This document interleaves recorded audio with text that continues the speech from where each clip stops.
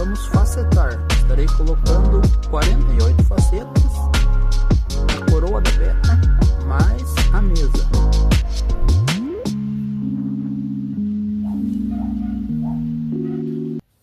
Para o facetamento principal da nossa pedra, estarei utilizando esse disco aqui, que é um disco de polir granito. Não é um disco específico para lapidação, mas pode ser usado perfeitamente. E o polimento estaremos dando no disco diamantado 3000 e no disco de cobre. Polimento, facetamento bruto, disco de polir granito.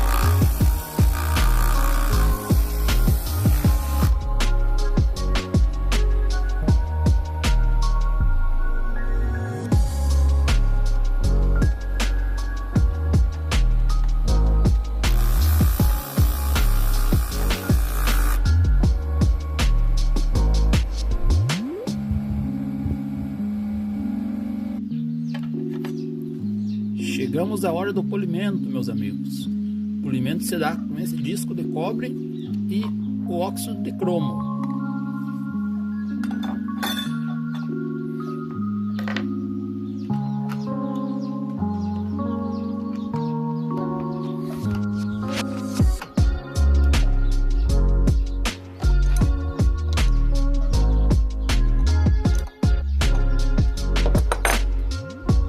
Basicamente aqui eu passo o pincel no óxido de cromo e vou encostando no nosso disco de cobre.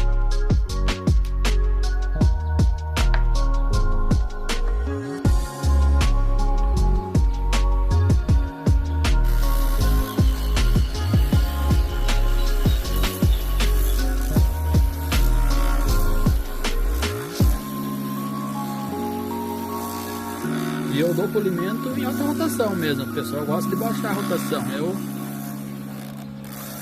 Eu dou polimento em alta rotação mesmo. A bancada tem o controlador de velocidade ali, mas eu prefiro alta rotação.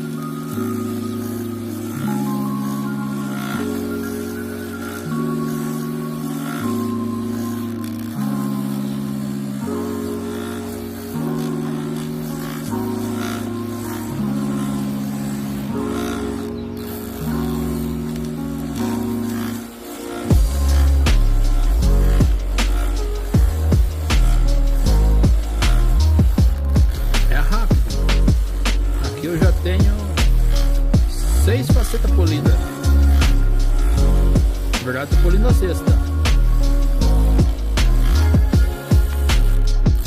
7ª.